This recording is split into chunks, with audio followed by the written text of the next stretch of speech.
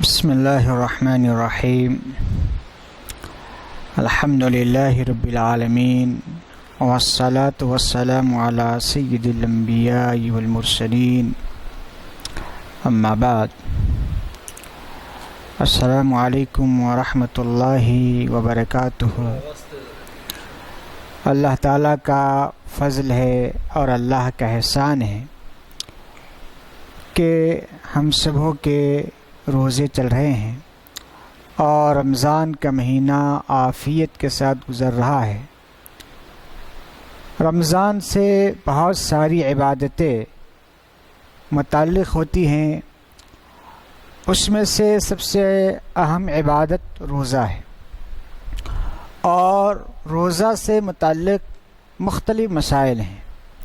آج کے اس پروگرام میں روزہ کے چند اہم اور ضروری مسائل پر گفتگو کرنے کی کوشش کی جائے گی۔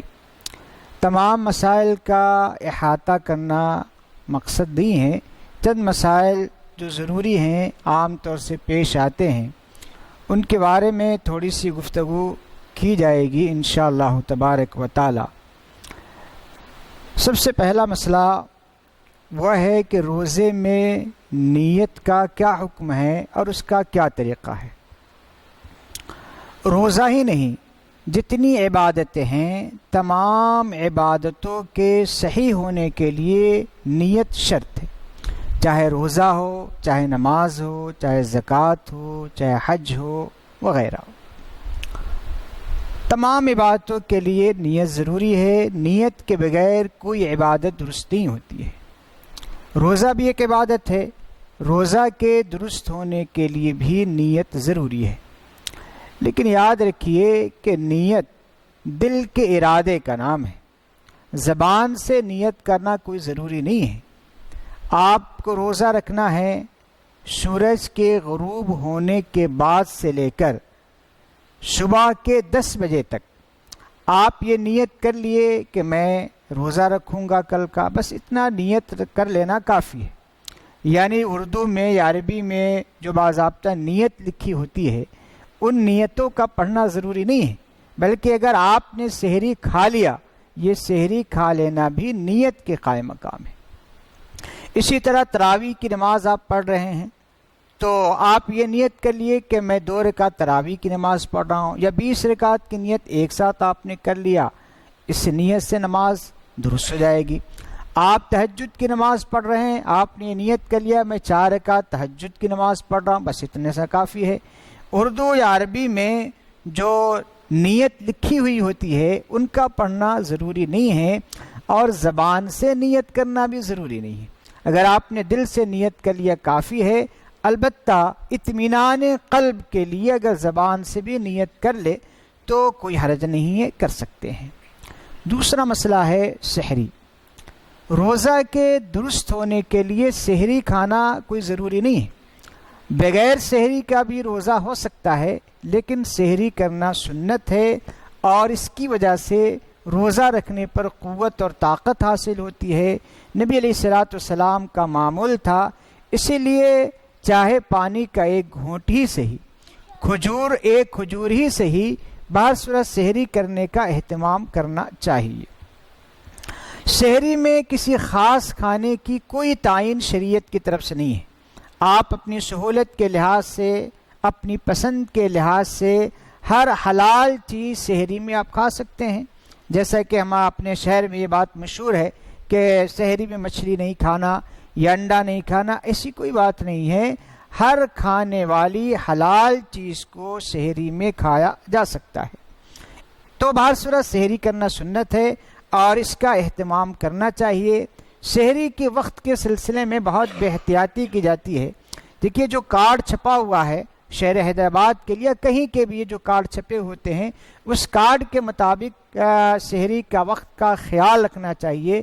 البتہ حیدرآباد میں، صرف حیدرآباد کے حد تک جو کارڈ چھپا ہے اس میں مزید اگر 5 منٹ مجبوری کے وقت اگر اضافہ کر لے تو اس کی گنجائش ہے۔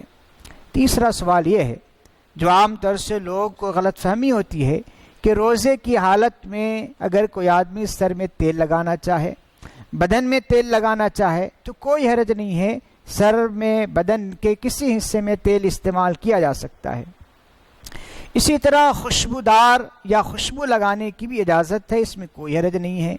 روزے کی حالت میں کوئی بال کٹوانا چاہے، بال بنوانا چاہے، اس میں بھی کوئی حرج نہیں ہے۔ اسی طریقے سے روزے کی حالت میں غسل کرنا چاہے تو غسل کرنے کی بھی اجازت ہے، کوئی حرج نہیں ہے، بالکل کر سکتے ہیں۔ ایک مسئلہ یہ ہے کہ روزے کی حالت میں بسا اوقات آنکھ میں تکلیف ہونے کی وجہ سے آنکھوں میں سرما استعمال کرنے کی ضرورت پڑتی ہے یا دوا استعمال کرنے کی ضرورت پڑتی ہے، تو روزے کی حالت میں سرما بھی لگا سکتے ہیں، روزے کی حالت میں آئی ڈراپ بھی ڈال سکتے ہیں، اور کوئی بھی دوا جو آنکھ میں جیسے کہ گلاب کا پانی ہوتا ہے یا اسی طرح آئی ڈراپ ہوتا ہے، سرما ہوتا ہے، ان چیزوں کو روزے کی حالت میں استعمال کیا جا سکتا ہے، اگرچہ کہ اس کا اثر تھوک میں محسوس ہو، پھر بھی اس میں کوئی حرج نہیں ہے۔ ایک سوال یہ ہے کہ روزے کی حالت میں مسواک، تو خود ہے عامر ابن ربیعہ رضی اللہ تعالیٰ عنہ فرماتے ہیں کہ میں روزے کی حالت میں رسول اللہ صلی اللہ علیہ وسلم کو اتنی بار مسواک کرتے ہوئے دیکھا کہ میں شمار بھی نہیں کر سکتا۔ اس لیے روزے کی حالت میں چاہے صبح کے وقت ہو، شام کے وقت ہو، دوپہر کے وقت ہو، مسواک کر سکتے ہیں، چاہے وہ تر لکڑی ہو یا خشک لکڑی ہو، بہر صورت اس کو استعمال کرنے میں کوئی حرج نہیں ہے۔ البتہ روزے کی حالت میں ٹوتھ پیسٹ کا استعمال یا اسی طرح ذائقہ دار منجن کا استعمال، اس کو فقہا نے مکروہ لکھا ہے، مکروہ تنزیہ لکھا ہے۔ بہتر یہ ہے کہ اسے احتیاط کیا جائے، الا یہ کہ بسا اوقات بعد مجبوری ہوا کرتی ہے، اگر برش نہ کیا جائے تو بعض لوگوں کو بے چینی ہوتی ہے، تو ایسی صورت میں استعمال کرنے کی اجازت ہے، لیکن کم سے کم استعمال کیا جائے۔ اسی طریقے سے گل، جو در حقیقت تمباکو کا صفوف ہوتا ہے، بعض لوگ روزے کی حالت میں بھی اس کو استعمال کرتے ہیں۔ روزے کی حالت میں گل استعمال کرنا مکروہ تحریمی ہے، منجن استعمال کرنا مکروہ تنزیہی ہے، یعنی اس میں گناہ کم ہے یا گناہ نہیں ہے، لیکن مکروہ تحریمی کا مطلب ہوتا ہے کہ اس میں گناہ ہے، اگرچہ کہ روزہ فاسد نہیں ہوگا لیکن گناہ ہوگا اور حرام کے قریب قریب ہے۔ اس لیے بہر صورت گل جو تمباکو کا صفوف ہوتا ہے، روزے کی حالت میں استعمال کرنے سے بچنا چاہیے۔ آج کل مسئلہ سردی نزلہ اور زکام کا چل رہا ہے، اور اس سے بہت سارے لوگ احتیاط کر رہے ہیں، اس لیے کہ کچھ ایسے مسائل اور حالات ہیں۔ ایسے حالات میں وکس کا استعمال، اس کو استعمال کیا جا سکتا ہے اور اس میں کوئی حرج نہیں، اس سے روزہ فاسد نہیں ہوگا۔ عام طور سے رمضان کے دنوں میں گھروں میں عود کی دھنی دی جاتی ہے یا اگربتی لگا دی جاتی ہے، تو اگر عود کا دھواں یا اگربتی کا دھواں جان بوجھ کر حلق میں داخل کیا گیا تو ایسی صورت میں روزہ فاسد ہو جائے گا، یا بعض لوگ جھاڑ پھونک کرنے والے یعنی مریض کو دھواں ناک میں دھواں دیتے ہیں، تو اس طریقے سے دھواں دینے سے روزہ فاسد ہو جائے گا۔